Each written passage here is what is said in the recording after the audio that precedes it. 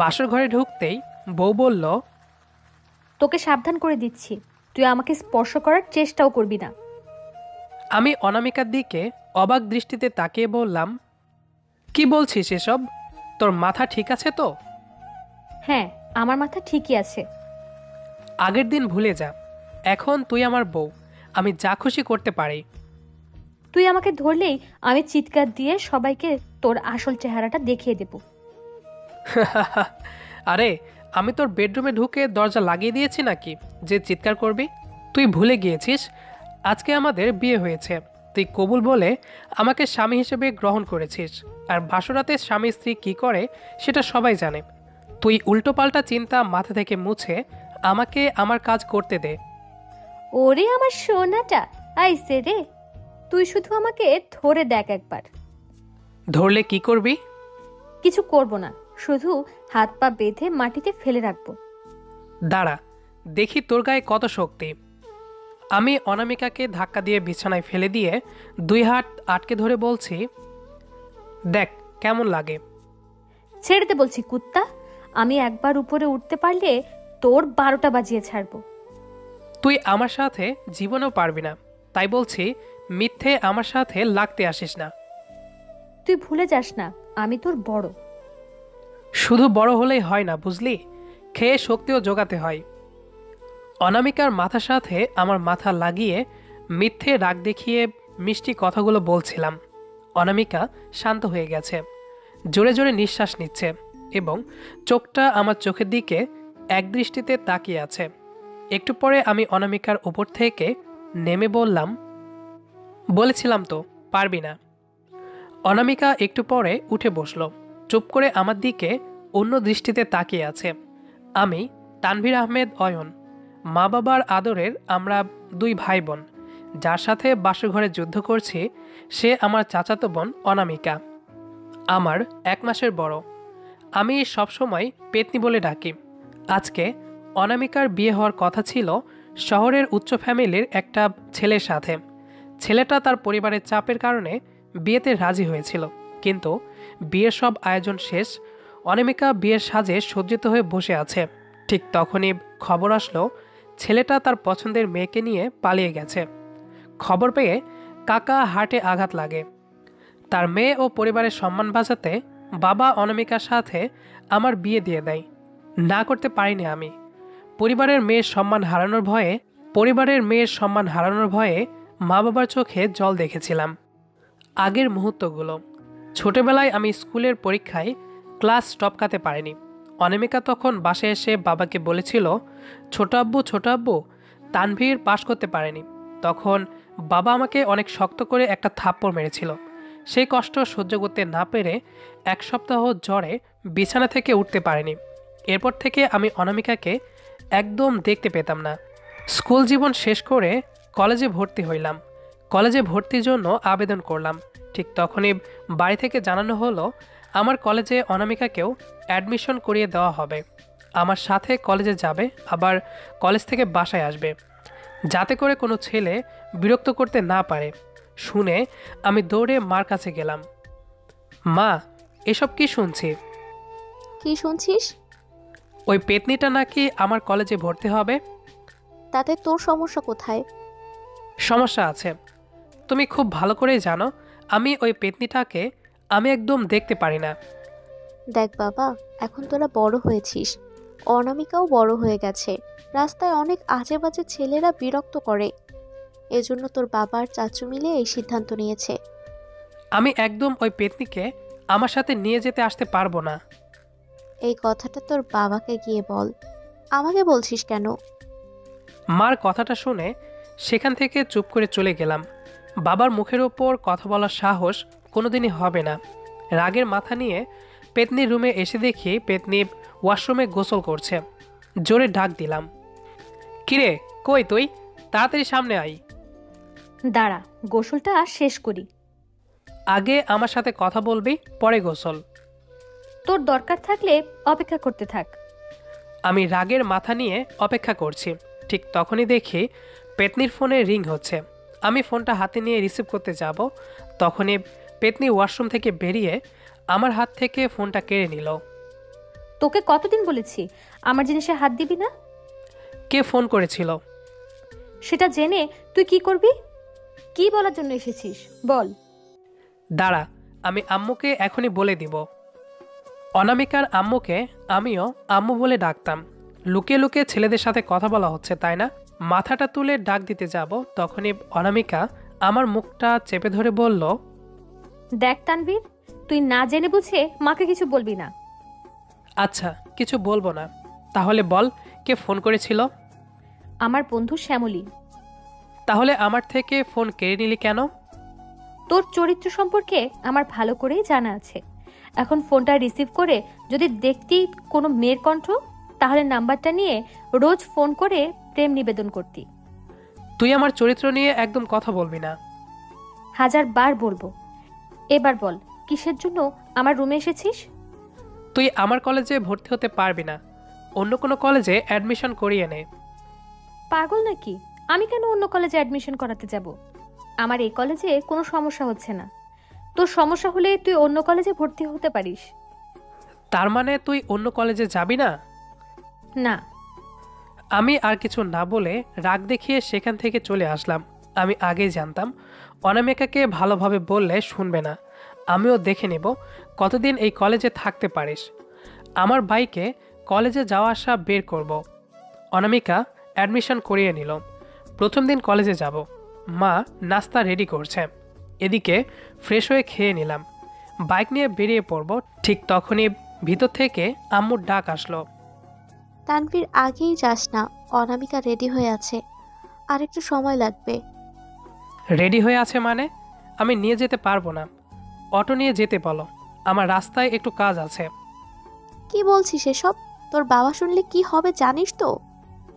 বাবার কথা শুনে চুপ করে দাঁড়িয়ে আছি, কারণ বাবা যদি জানতে পারে তাহলে আস্ত রাখবে না আমায়। একটু পরে অনামিকা এসে আমার বাইকের পেছনে উঠে বসে আমার কাঁধে হাত রাখতে যাবে। ঠিক তখনই আমি বললাম, আমার গায়ে যেন হাত না লাগে, পিছনে শক্ত করে ধরে বসে থাক। আমি তোকে ধরতে যাব কেন? গা থেকে গন্ধ বেরিয়ে আসতেছে। গোসল করিস না নাকি? বড় আম্মু ডাক দিয়ে বলল, বাবা সাবধানে যাবে কিন্তু। পেতনির কথা শুনে অনেকটাই রাগ উঠল। ভাবলাম তোকে রাস্তায় নিয়ে মজা দেখাবো। একদম আস্তে করে বাইক চালাচ্ছে, মনে হচ্ছে পাশ দিয়ে অটো রিক্সা সব আমাকে পেছনে রেখে সামনে যেতে পারবে। ঠিক সেই সময় পেতনিটা বলল, তুই কি গাড়ি চালাতে পারিস না নাকি? কেন, গাড়ি কি চলছে না নাকি? গাড়ি তো ঠিকই চলছে, শুধু কলেজে পৌঁছে দেখবো একটা মানুষও নেই। কলেজে অনেক আগেই ছুটি হয়ে গেছে। কেন, আজকে কি তাড়াতাড়ি ছুটি হয়ে যাবে নাকি? না, কিন্তু এভাবে বাইক চালালে কলেজে পৌঁছাতে বিকাল হয়ে যাবে। তার জন্য আমি কি করতে পারি? একটু জোরে চালা। একটু মুচকি হেসে দিয়ে মনে মনে বললাম, আমি তো এটাই চেয়েছিলাম, তুই জোরে চালাতে বলবি, যাতে করে তুই বাড়িতে নালিশ না করতে পারিস। এবার সাপটা মরবে, লাঠিটাও ভাঙবে না। অনামিকাকে বললাম, তুই শক্ত করে পিছনে ধরে বসে। আমি গাড়িটা অনেক গতিতে চালাচ্ছি। অনামিকা বারবার বলছে একটু আস্তে চালাম, এত জোরে চালাতে বলিনি, আমার অনেক ভয় করছে। আমি শুনেও না শোনার মতো করে বললাম, পিছন থেকে কথা বললে শোনা যায় না, তুই শক্ত করে ধরে রাখবি, আবার পড়ে যাস না কিন্তু। অনামিকা পিছনে না ধরে এবার আমাকে শক্ত করে ধরে বসে আছে। অনেকটা ভয় পাচ্ছে হয়তো, তবে বেশ ভালো করে বুঝতে পারছি পেতনি মরলেও আমাকে নিয়েই মরবে। আমাকে এভাবে ধরে আছিস কেন? আমার গা থেকে তো গন্ধ বের হচ্ছে। অনামিকা আমাকে পিছন থেকে অনেক জোরে একটা কামড় দিয়ে বলল, কুত্তা, একটু আস্তে চালা, আমার অনেক ভয় করছে। বাইক নিয়ে কলেজে পৌঁছে গেলাম।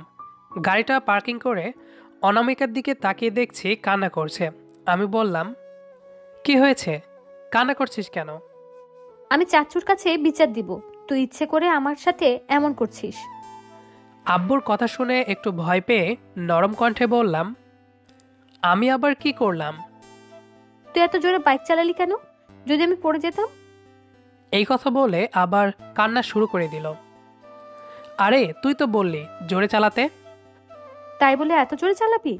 আমি কতবার বলেছি একটু আস্তে চালা, আমার ভয় লাগছে, তাও শুনিস নাই। আরে বাইক চালানোর সময় পিছনের কথাগুলো শোনা যায় না। সব শুনেছিস তুই। আমার সাথে ইচ্ছে করেই এমন করেছিস। আমি চাচ্চুকে বিচার দিব। আচ্ছা কান্না করিস না, অনেকেই তোর দিকে তাকিয়ে আছে।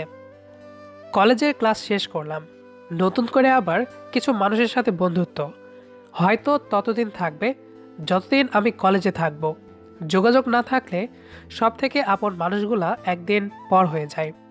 স্কুল জীবনে কয়েকটা বন্ধু ছিল, সারাদিন স্কুল শেষ করে খাওয়ার কথা ভুলে গেলেও আড্ডা দেওয়ার কথা কোনোদিন ভুলে যেতাম না। স্কুলের বিদায় অনুষ্ঠানে কিছুটা মন খারাপ করেছিলাম। পরীক্ষা শেষ করে রেজাল্ট হাতে পেয়ে গেলাম, সবার পছন্দ মতো কলেজে অ্যাডমিশন করিয়ে নিল। এখন কারোর সাথে রাস্তায় দেখা হলেও খুব একটা সময় থাকে না তাদের হাতে। কেউ বলে বাবার টাকা নেই, কেউ বলে হাতে সময় নেই। আসলে সত্যি বলতে এটাই, বন্ধুত্ব রাখতে টাকা কিংবা সময়ের প্রয়োজন হয় না। যারা বন্ধুত্ব বাঁচিয়ে রাখতে চায় তারা সারা জীবনের জন্যই থাকে। বাসায় ফিরতে হবে, ভাবছি কিভাবে পেতনির মন জয় করা যায়, যাতে করে আব্বুর কাছে বিচার দেওয়া থেকে বিরত থাকে। কারণ আমি যতই বলি অনামিকা বাইকটা জোরে চালাতে বলেছিল, বাবা মানবে না, সবাই এটাই বলবে, তাই বলে এত জোরে চালাবি? ঘুরে ফিরে আমাকেই শাস্তি দেওয়া হবে। অনামিকা বাইকের পেছনে বসে আছে, খেয়াল করে দেখলাম অনেকটা রাগ জমিয়ে রেখেছে। আমি বললাম, কিরে ফুচকা খাবি? না। আরে এখানে রাস্তার পাশেই একটা ফুচকাওয়ালা আছে, একটু ঝাল করে ফুচকা বানাতে বললে যা লাগে না। খাবি নাকি বলেক? হুম। আমি জানতাম পেতনি না করতে পারবে না। বাইক কেনার পরে থেকে অনেকবার বলেছে আমাকে একটু ফুচকা খাওয়াতে নিয়ে যাবে। আমি বারবার অজুহাত দেখাইতাম। ফুচকাওয়ালাকে বললাম, মামা হালকা ঝাল দিয়ে 1 প্লেট ফুচকা দাও তো। 1 প্লেট কেন? তুই খাবি না? না, তুই খাইলে আমার খাওয়া হবে। পেতনির মুখের দিকটা হালকা করে একটা ঢং করে রাক্ষসের মতো ফুচকা খাচ্ছে। খাওয়া শেষ, বললাম, তুই একটু এখানে অপেক্ষা করেক, আমি পেছন থেকে আসছি। পিছনে কে? কাজ আছে একটু। পিছনে আবার কি কাজ থাকতে পারে? আমিও যাব তোর সাথে, দেখবো কি করস। হাতের একটা আঙ্গুল তুলে হালকা হতে যাওয়ার ইঙ্গিত দিলাম। পরে বললাম, যাবে তাহলে আই। যা যা। পিছনে থেকে হালকা হয়ে আসলাম, বাইক নিয়ে বাসায় ফিরছি। অনামিকা বাইকে বসে আছে। আমি বললাম, আব্বুকে কিছু বলার দরকার নেই। আমি বলবো। আমি একটু মন খারাপের অভিনয় করে বললাম, তুই যদি আমাকে বকা খাওয়াতে চাস তাহলে বলে দিস, কোনো সমস্যা নেই। বাসায় পৌঁছে গেলাম। এভাবে কয়েক মাস কেটে গেল, কিন্তু আমাদের মাঝে ঝগড়া এখনও আগের মতোই আছে। একদিন মাকে বলে রেখেছিলাম কালকে কলেজে যাব না, সকালে ডাকাডাকি করবে না কিন্তু। বিকেলে বন্ধুদের সাথে আড্ডা শেষ করে বাসায় পৌঁছে গেলাম, খেয়ে ঘুমিয়ে পড়েছি। সকালে দেখি পেতনিটা আমার রুমে এসে ডাকাডাকি করছে। কি রে, কলেজে যাবি না? না। তুই যাবি না তাহলে আমাকে আগে কেন বলিসনি? তাহলে এত সকালে কষ্ট করে উঠে রেডি হতাম না। রাস্তায় গিয়ে দেখ অটোর অভাব নেই, একটা অটো ধরে চলে যা। আমার ওপর একটু রাগ দেখিয়ে চলে গেল। ঘুম থেকে একটু দেরিতে উঠে খাওয়া শেষ করে আড্ডা দিতে বেরিয়ে পড়লাম। আড্ডা শেষ করে বাসায় ফিরবো, তখনই মা ফোন দিয়ে বলল, কোথায় তুই? অনামিকা এখনো বাসায় ফেরেনি। কি বলছো এসব? কলেজ তো এখন শেষ হয়ে যাওয়ার কথা। তুই একটু দেখ তো বাবা, মেয়েটা কোনো সমস্যায় পড়লো নাকি? তোর বাবা জানতে পারলে তোকে আস্ত রাখবে না। আহাব, চিন্তা করছো কেন? আমি দেখছি তো। সেদিন বাবার ভয়ের থেকে বেশি ভয় হচ্ছিল অনামিকার কিছু হয়েছে নাকি এটা ভেবে। ভেতরটা কেমন যেন করে উঠল। আমি বাইক নিয়ে সোজা কলেজে পৌঁছে গেলাম। গাড়িটা রেখে ক্লাসরুমে এসে দেখলাম অনামিকা বাকি কিছু স্টুডেন্টদের সাথে এক্সট্রা ক্লাস করছে। সামনে ইয়ার চেঞ্জ পরীক্ষা, প্রস্তুতি নিতে হবে তার জন্য। আমাকে দেখে সবাই আমার মুখের দিকে তাকিয়ে আছে। আমি অনামিকাকে বললাম, বাইরে দাঁড়িয়ে আছি, তুই ক্লাস শেষ করে আয়। আমি কলেজের গেটের বাইরে অপেক্ষা করছি। অনামিকা ক্লাস শেষ করে আমার দিকে আসছে। আমি হাতে থাকা সিগারেটটা মাটিতে ফেলে দিলাম। আমার কাছে এসে বলল, তুই সিগারেট খাচ্ছিস কেন? ভালো লাগে তাই খেয়েছি, তাতে তোর কি? আমার কিছু না, কিন্তু তুই সিগারেট খাবি না। আমি খাবো।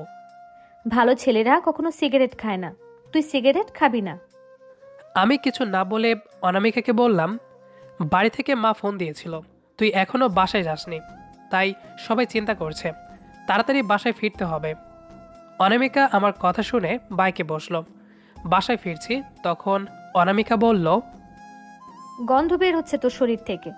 সেদিন মিথ্যে বললেও আজকে সত্যি বলছি। তোর কাছে মাস্ক থাকলে একটা মাস্ক দে। আমি কিছুক্ষণ চুপ থেকে বললাম, তোর ফোন কি হয়েছে? এক্সট্রা ক্লাস করবে, বাসায় ফোন করে বলে দিলেই পারতি, অযথা আমাকে চিন্তা করতে হলো। আজকে তোর উপর রাগ করে ফোনটা ভুলে বাসায় ফেলে এসেছি, আর তুই আমার জন্য চিন্তা করছিস বুঝি? আমি না করলাম, বাড়ির সবাই তো করছে, তাই না? অনামিকাকে নিয়ে বাসায় ফিরলাম, আবার সেই বকাগুলা আমাকেই শুনতে হলো। ভুল করবে পেতনি আর বকা শুনতে হবে আমাকে। বাবা রাগ দেখিয়ে বলল, সামনে তোমার পরীক্ষা, এখন কলেজ যাওনি কেন? আর যদি মেয়েটার কিছু হয়ে যেত? এরপর এই ভুলটা আর করবে না। কয়েক মাস কেটে যাওয়ার পরে পরীক্ষা শেষ করে দ্বিতীয় বর্ষে অ্যাডমিশন করিয়ে নিলাম। মাঝে মাঝে আমাদের ভালো সময় কাটলেও ঝগড়ার পরিমাণটা বেশি হয়। আমি খালাতো ভাইয়ের বিয়েতে গিয়েছিলাম, সেখান থেকে ফিরে দেখি পেতনি সবসময় মন খারাপ করে থাকে। আমি ঝগড়া করতে চাইলেও সেখান থেকে চলে যাই। একদিন বাইরে থেকে ফিরে দেখি পেতনি বারান্দায় মন খারাপ করে অন্যদিকে তাকিয়ে আছে। আমি বললাম, কী রে, এখানে মন খারাপ করে বসে আছিস কেন? পেতনিটা আমাকে দেখে চলে যেতে চাইলে আমি হাতটা ধরে বললাম, কি হয়েছে? অনামিকা কিছুক্ষণ আমার চোখের দিকে তাকিয়ে আমাকে জড়িয়ে ধরে কান্না শুরু করে দিয়েছে। আমি বললাম, কান্না করছিস কেন? কি হয়েছে বলবি তো? কোনো ছেলে কিছু বলেছে? পেতনিটা এখনও কান্না করেই যাচ্ছে। অনামিকার মুখটা সামনে নিয়ে এসে বললাম, কি হয়েছে বলবি তো নাকি? আমায় দেখতে এসেছিল, বাবা বলল ছেলেটা অনেক ভালো আছে, ওখানেই আমার বিয়েটা দিবে। কিন্তু তুই কান্না করছিস কেন? কোনো ছেলেকে ভালোবাসিস? না, আমি সারা জীবন এখানেই থাকতে চাই, তোর সাথে এভাবে ঝগড়া করতে চাই। আমি বিয়ে করব না। বলেই আবার কান্না শুরু করে দিল। পেতনির কথা শুনে আমার চোখেও কিছুটা জল আসলো। মনে হচ্ছে আমার থেকেও কিছু একটা হারিয়ে যাবে।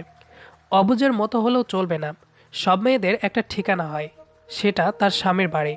আমি মনকে শক্ত করে অনামিকাকে বুঝাইলাম, বললাম, যখন ঝগড়া করতে ইচ্ছে হবে তুই চলে আসবি। আর বুঝতে পারছিস না কেন? চাচু আর বাবা মিলে যে সিদ্ধান্তটা নিয়েছে সেটা কখনোই খারাপ হবে না, আর আমরা না করলেও তারা কোনোদিন মানবে না। তুই মন খারাপ করিস না। আমার কথাগুলো শুনে অনামিকা একটু কান্নাটা থামিয়ে দিল। মেয়ে তাদের পছন্দ হয়েছে, বিয়ের দিন তারিখ ঠিক হয়ে গেল। চাচু ডেকে বলল, বিয়ের সব দায়িত্ব তোমার নিতে হবে, চারিদিকটা ভালো করে সাজাতে হবে, কোথাও কমতি রাখা যাবে না। আমি জানি আমার বাবা পারবে এটা। সব আত্মীয়দের দাওয়াত দেওয়া হলো। বিয়ের দিন রান্নার কাজ শেষ হয়েছে, চারদিকে সব কিছু পরিপূর্ণ। ঠিক তখনই ঘরের ভেতর থেকে চিৎকারের আওয়াজ আমার কানে আসলো। ঘরে এসে দেখি চাচু মাটিতে পড়ে আছে। বিছানায় তুলে বড় আম্মুর মুখে শুনতে পেলাম, যে ছেলেটার সাথে বিয়ে ঠিক হয়েছে সে তার পছন্দের মেয়েকে নিয়ে পালিয়ে গেছে। কি করব বুঝতে পারছিলাম না। সবার মাঝে বাবা বলে উঠল, আমি বেঁচে থাকতে এই পরিবারের মান সম্মান একটুও নষ্ট হতে দেব না। আজ এখানেই বিয়ে হবে। আমার কাঁধে হাত রেখে বলল, আম্মাজানের সাথে আমার আব্বাজানের বিয়ে হবে। ভাবি, আপনারা রাজি থাকলে আপনার মেয়েকে আমার ঘরের বউ করে নিতে চাই। বড় আম্মু বলল, কিন্তু। কোনো কিন্তু না ভাবি, আপনি রাজি হয়ে যান। আব্বুর সাথে সাথে আম্মুও তাল মিলিয়ে বলতে শুরু করলো। আমি আব্বুর দিকে তাকিয়ে বললাম, কি বলছেন এইসব? আমি কোনোদিন তোর কাছে কিছু চাইনি। আজকে পরিবারের মান সম্মান বাঁচাতে তোকে এই বিয়েটা করতেই হবে। প্লিজ না করিস না। পেতনিটা চাচুর পাশে বসেছিল, সেখান থেকে লাফ দিয়ে উঠে বলল, আমি ওকে কোনোদিন বিয়ে করব না। একবার আম্মু, একবার আব্বু, একবার অন্য কেউ এসে মাথাটা নষ্ট করে দিল। অবশেষে রাজি হয়ে পেতনির হাতে জীবনটা দিয়েই দিলাম। মানুষ বাসরাতে বউয়ের সাথে রোমান্স মুহূর্ত অতিবাহিত করলেও আমি করে যাচ্ছি যুদ্ধ। গায়ে হাত দেওয়া তো দূরের কথা, আমি ঘরে প্রবেশ করতেই আইন জারি করা হলো। কি আর করার, জোর করে দেহ পাওয়া যায়, মন তো আর পাওয়া যায় না। সকাল হয়ে এসেছে। আমি ফ্রেশ হয়ে এসে দেখি পেতনিটা নাক ডেকে ঘুমাচ্ছে। আমি একটা লাথি দিয়ে বললাম, ওঠ বলছি, সকাল হয়ে গেছে। কুত্তার বাচ্চা, তুই আমাকে লাথি মারলি কেন? বলে শব্দ করে কান্না শুরু করে দিল। আমি কিছু বুঝতে পারছিলাম না। বাড়ি ভর্তি মেহমান, এখন কান্নার আওয়াজ শুনলে লোকে কি ভাববে। আমার মুখটা আস্তে করে পেতনির মুখে লাগিয়ে কিস করলাম। কান্নার আওয়াজ কিছুটা কমলেও রাগের পরিমাণটা একটু বেশি হয়ে গেল। আমাকে বুকে আঘাত করছে আর বলছে, তুই আমার সাথে কথা বলবি না, এখনই চলে যা। ঠিক সেই সময় কে যেন দরজায় নক করল।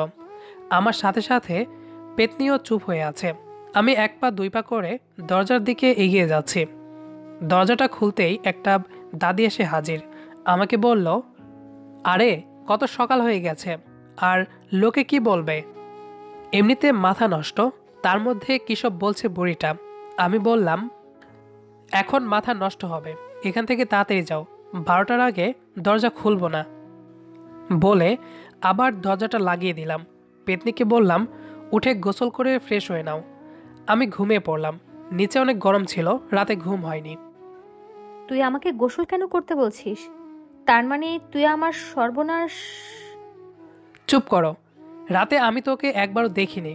বিশ্বাস না হলে তুই নিজেকে ভালো করে দেখে নে। বউ হলেও তোর অনুমতি ছাড়া কোনোদিন হাত দিব না। এবার গোসল করে ফ্রেশ হয়ে আয়, না হলে মানুষ অন্য কি ভাবতে পারে। আমার কথাগুলো শুনে পেতনিটা আস্তে করে আমার মুখে মুখ লাগিয়ে একটা কিস করে বলল, আচ্ছা, আপনি ঘুমিয়ে পড়েন, আমি ফ্রেশ হয়ে আসি। বুঝতেই পারলাম না কিছু। বাসরাতে আমাকে ধরতেও নিষেধ করা হয়েছিল। মেয়েদের মন আসলেই বোঝা দায়। গল্পটি কেমন লেগেছে সেটি অবশ্যই কমেন্ট করে জানাবেন। দেখা হবে আবারও নতুন কোনো গল্প নিয়ে। সেই পর্যন্ত আমাদের সাথেই থাকুন। ধন্যবাদ সবাইকে।